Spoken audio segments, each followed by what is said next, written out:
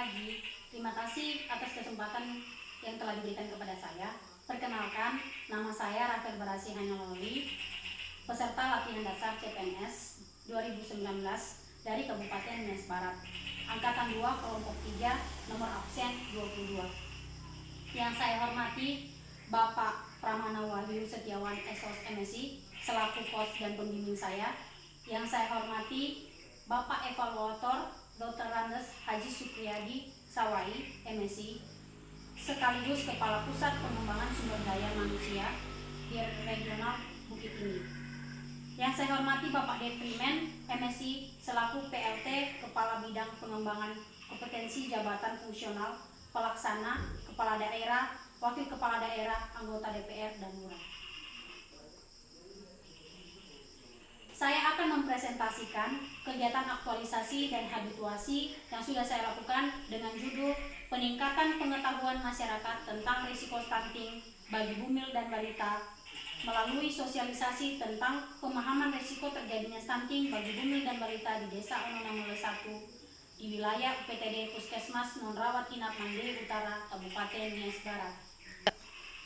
Dalam kegiatan aktualisasi ini ada 6 kegiatan yang saya lakukan, yaitu 1. Konsultasi dan pengajuan permohonan surat izin kepada atasan untuk melakukan kegiatan aktualisasi. Dalam kegiatan pertama ini ada 3 tahapan yang saya lakukan. Yang pertama, membuat draft permohonan surat izin melaksanakan aktualisasi. Yang kedua, mendiskusikan draft dan persetujuan rancangan aktualisasi kepada mentor tentang rencana kegiatan aktualisasi yang akan saya lakukan di Desa Ononamule 1 di wilayah UPTD Puskesmas Non Rawat Inap Mandiri Utara. Yang ketiga, mendapatkan persetujuan mentor dan memperbanyak leaflet penyuluhan soal pretest dan posttest untuk yang akan saya gunakan pada saat kegiatan penyuluhan.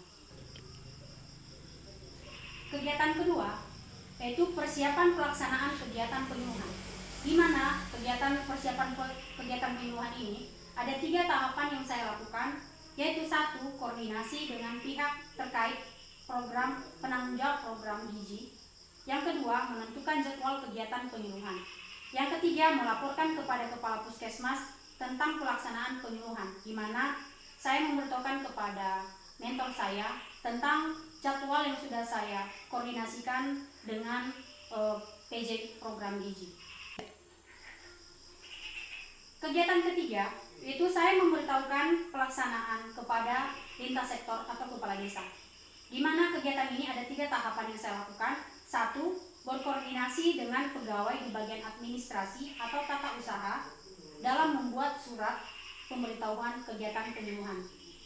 Yang kedua, mencetak surat pemberitahuan. Dan yang ketiga, mendistribusikan surat pemberitahuan pelaksanaan kegiatan penyuluhan, di mana saya mendatangi kepala desa di rumahnya dan memberikan surat pemberitahuan itu kepada kepala desa. Oke. Kegiatan keempat yang saya lakukan yaitu pelaksanaan kegiatan penyuluhan. Dalam kegiatan ini ada 4 tahapan yang saya lakukan. Tahapan pertama, membawa materi penyuluhan soal pretest dan posttest yang sudah saya siapkan. Yang kedua, pembagian dan pengisian soal pretest dan posttest. Yang ketiga, pembagian leaflet tentang resiko stunting kepada para peserta. Yang kelima, pembagian dan pengisian posttest kepada para peserta penyuluhan. Dalam kegiatan keempat ini, yang pertama-tama saya memberitahukan kepada para peserta, di mana para peserta ini ada 29 orang. Saya memberitahukan kepada peserta bahwa saya akan memberikan kepada mereka soal pretest, di mana soal pretest ini ada 10, dan jika mereka dapat menjawab 1 benar berarti 10, dan jika mereka dapat menjawab semuanya berarti nilai mereka 100. Nah, setelah itu saya melakukan kegiatan penyuluhan. Setelah melakukan kegiatan penyuluhan, saya membagikan kembali soal posttest, di mana soal posttest ini berguna untuk menilai apakah tingkat pengetahuan masyarakat itu bertambah setelah saya sudah melakukan kegiatan penyuluhan. Kegiatan yang kelima, mengevaluasi hasil kegiatan melalui hasil pretest dan posttest. Dalam kegiatan ini ada 3 tahapan juga yang saya lakukan, yaitu pertama, mengumpulkan bahan pretest dan posttest untuk direkap. Yang kedua, menghitung jumlah peningkatan skor dari pretest dan posttest. Yang ketiga, menyimpulkan keberhasilan dari penyuluhan. Dan yang saya dapatkan pada saat mengevaluasi hasil kegiatan ini melalui soal pretest dan posttest yang sudah diisi oleh para peserta, yaitu di mana terjadinya peningkatan pengetahuan masyarakat karena pada saat saya sudah melakukan penyuluhan, saya membagikan kembali 2 soal tersebut, di mana hasil dari skor soal pretest yaitu ada 25 orang, rata-rata nilainya itu di bawah 60. Sedangkan pada saat saya sudah melakukan penyuluhan dan saya membagikan soal posttest, peserta rata-rata mendapatkan nilai di atas 70. Dan saya tarik kesimpulan bahwa dengan adanya kegiatan penyuluhan yang sudah saya lakukan, terjadi peningkatan pengetahuan masyarakat tentang stunting. Kegiatan terakhir atau kegiatan 6 yang saya lakukan yaitu melaporkan hasil kegiatan dan hasil evaluasi kepada pimpinan atau mentor saya di UPTD Puskesmas Nondawat Inah Mandiri Utara. Dalam kegiatan ini ada 3 tahapan yang saya lakukan. Yang pertama, mempersiapkan bahan untuk konsultasi, di mana saya mempersiapkan laporan kegiatan aktualisasi yang sudah saya jilid untuk diberikan kepada mentor, dan hasil rekapan nilai atau skor dari soal pretest dan posttest kepada mentor. 2, menghubungi pimpinan untuk melakukan konsultasi hasil kegiatan aktualisasi. Jadi sebelum saya memberikan laporan kegiatan aktualisasi saya menghubungi pemimpin saya dulu apakah ada waktu untuk bertemu atau bisa dijadwalkan pada hari tertentu. Dan pada tanggal 8 April ibu itu mengatakan bahwa dia dapat melakukan pertemuan dengan saya. Kemudian pada tahap ketiga itu menyerahkan hasil kepada pimpinan. Saya memberitahukan kepada mentor saya bahwa saya sudah melakukan kegiatan penyuluhan dan melaporkan hasil kegiatan aktualisasi yang sudah saya lakukan beserta dengan hasil soal pretest dan posttest, sehingga ibu pimpinan saya mengatakan bahwa kegiatan ini jangan berhenti sampai di sini, tapi akan tetap terus dilakukan untuk menurunkan resiko stunting bagi bumil dan balita di Desa Onang 61, khususnya di wilayah UPTD Puskesmas Nondawat Inah Mandiri Utara.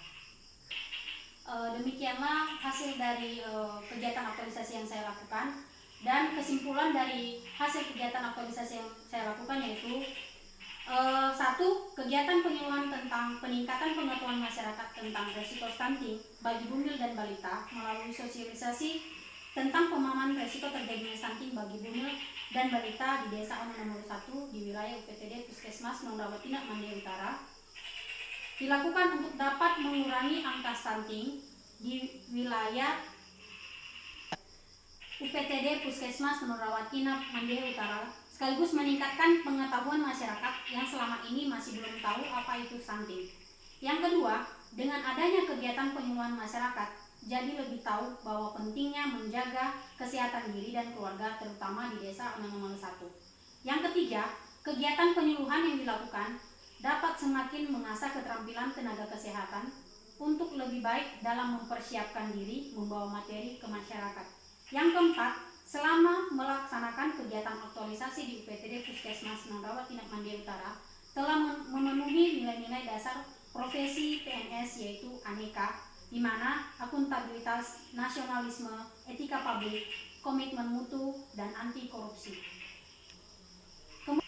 Saran dari hasil kegiatan aktualisasi yang saya lakukan yaitu bagi penulis, berharap dengan adanya kurikulum pelatihan dasar calon pegawai negeri sipil CPNS dengan pola baru ini, penulis berharap untuk pegawai yaitu upaya agar mengoptimalkan lagi peran dan tanggung jawab pegawai terhadap tugas sebagai pelayan masyarakat, terutama di bidang pelayanan kesehatan bagi masyarakat di wilayah kerja UPTD Puskesmas Nondawat Inah Mandiri Utara, yang berlandaskan pada nilai-nilai dasar PNS sebagai pelayan publik, pelaksanaan kebijakan publik, perekat, dan pemersatu bangsa.